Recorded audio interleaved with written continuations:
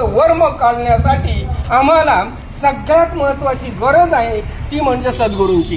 कारण सद्गुरू वाचून सापडेना सोय धरावे ते पाय आधी आधी सद्गुरू कृपा दृष्टी झाली, मग आपोआप देवाचं अस्तित्व कळेल. कारण देव कुठे आहे? हृदयात आहे. बस तुझा देव तुझ्या हृदयात पासी परी तू जागा चुकला. बस त्याच देवाला मला भेटायचं आहे. आणि एकदा त्या देवाची भेट झाली की आमचं आत्महित साध्य झालं. मग त्यासाठी आम्हाला काय करायला पाहिजे? कारण माऊलीनं किंवा भगवंतानं जे अर्जुनाला गीता सांगितली 18 अध्याय 18 योग 18 अध्याय गीता म्हणजे 18 योग. आणि माऊलीनं आपल्यावरती अनंत उपकार केलेत. आणि तेही कधी 12व्या शतकात. आत्ताचं 21सावं शतक आहे. 12व्या शतकात वयाच्या 22व्या वर्षी 16व्या वर्षी समाधी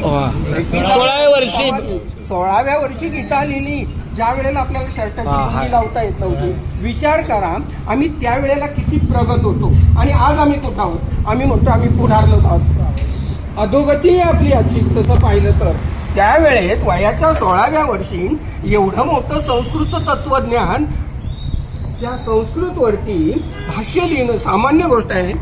आज आम्हाला कीर्तन करायला प्रवचन करायला 2 श्लोक आले की आमची कॉलर ताट होते. काय म्हणताय तुम्ही बाबा?